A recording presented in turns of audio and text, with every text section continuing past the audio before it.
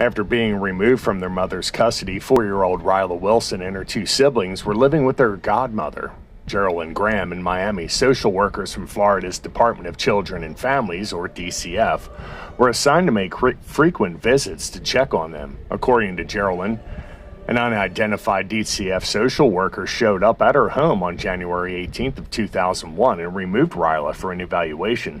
Nobody questioned this story until April of 2002, when two DCF employees were investigated for making fraudulent records of their home visits. Since Rilya had never actually been returned to Geraldine, she was reported missing, but authorities initially suspected that Geraldine's story was false. DCF had no record of anyone removing Rilya from her home, but because social workers had been falsifying records and not making their scheduled visits, no one from the agency had actually checked in on little Rilya. For over a year, the agency faced heavy criticism for allowing the disappearance to go unnoticed. During Rilya's absence, Geraldine continued to cash over $14,000 in checks sent by the state for child care.